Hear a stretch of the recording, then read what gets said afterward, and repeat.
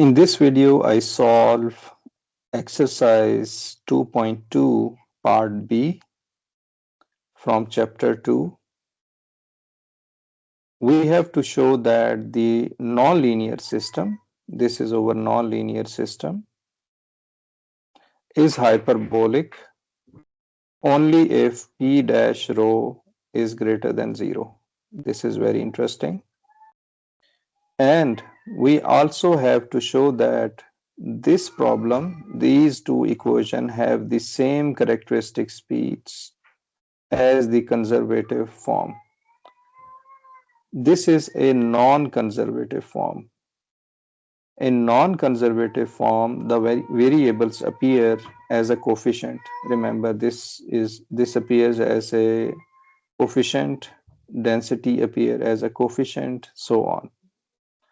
For the conservative form, we see that there is no variable appears as a coefficient. So the first term, first equation is partial rho by partial t, partial by partial x, rho u is equal to 0. Similarly, partial by partial t, rho u, partial by partial x, rho u square plus p, rho is equal to 0. Okay, so this is conservative form. You can see that there are no variables as a coefficient. Okay, so what we do, we write equation 1 and 2 in the matrix form.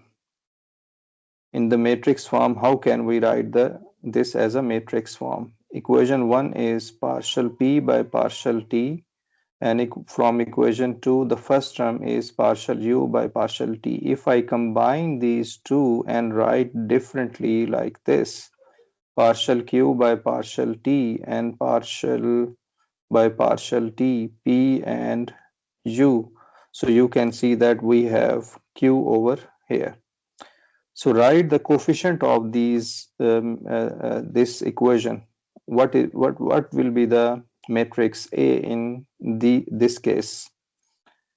So you will see that we have the coefficient matrix as this quantity. Okay, how will you write this? Let me just explain it further.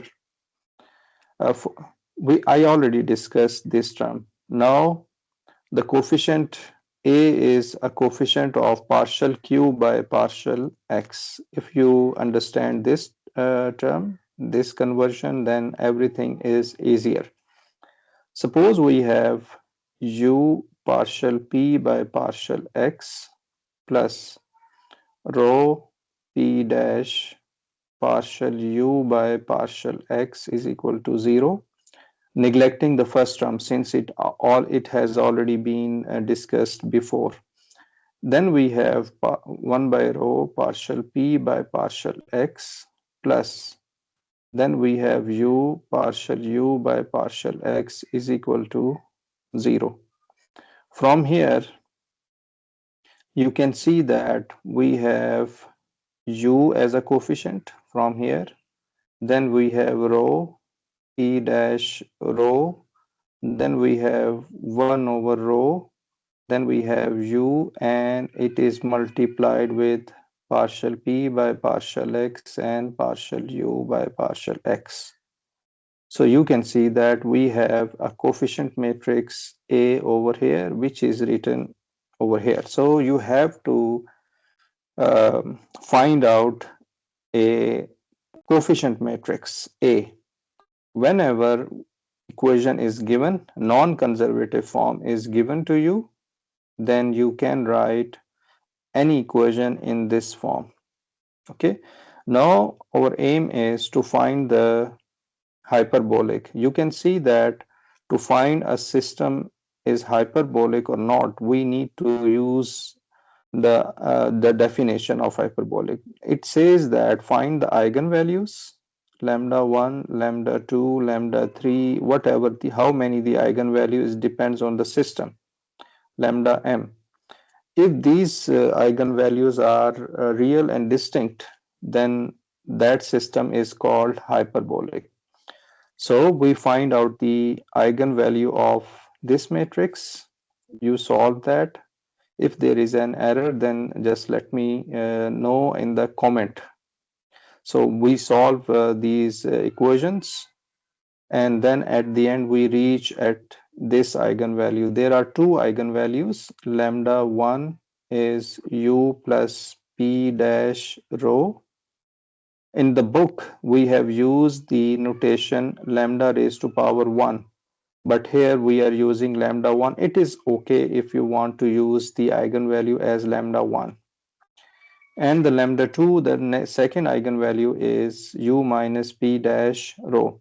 Now, if p dash rho is complex, it means that it is less than 0, then these two will become complex.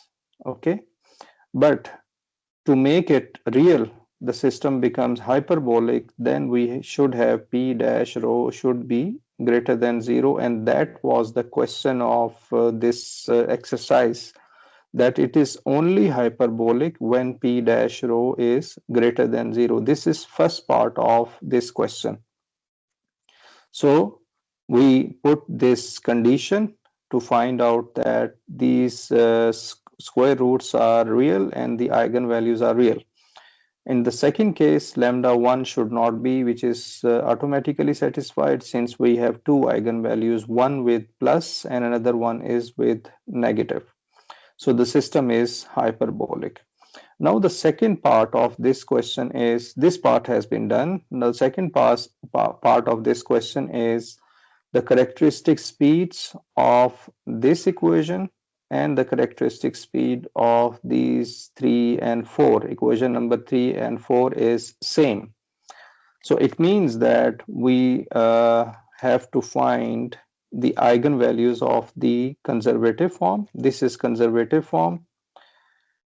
It can be written as like this, where Q is rho rho U and B is U rho P dash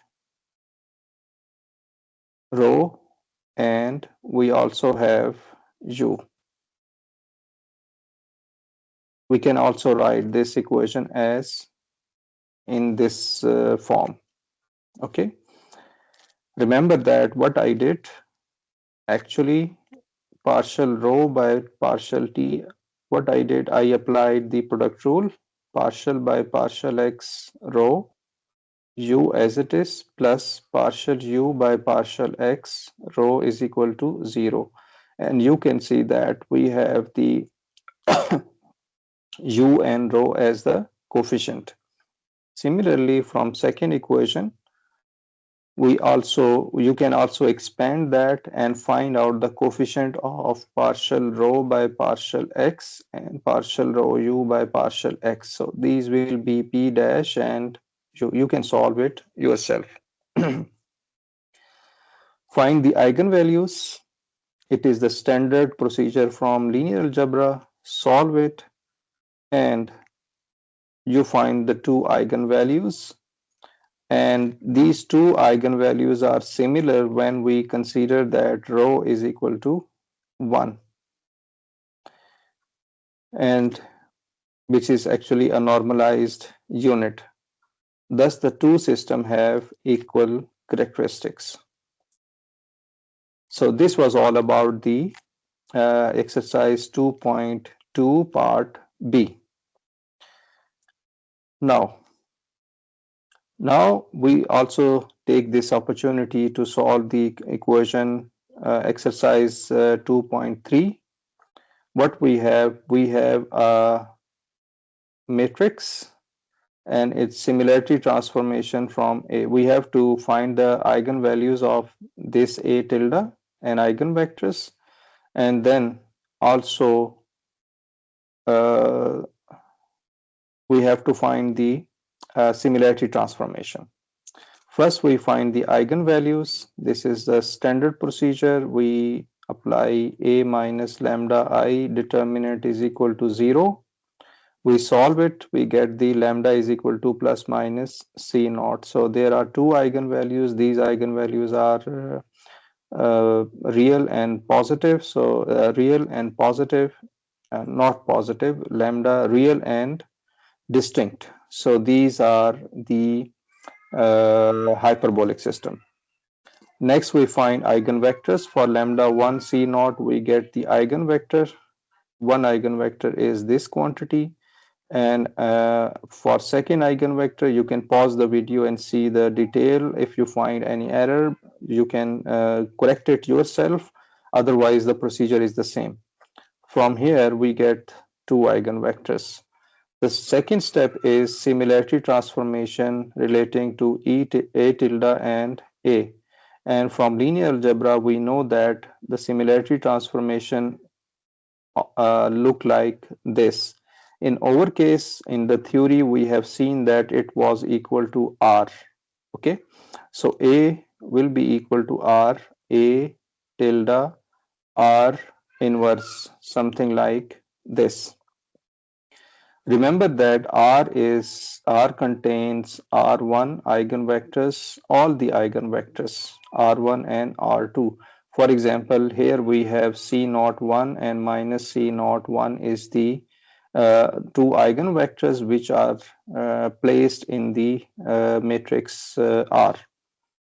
You take the inverse, solve it, then put this value into the A, compute that, and at the end we get this A, which was actually required, that when you use similarity transformation you get this answer.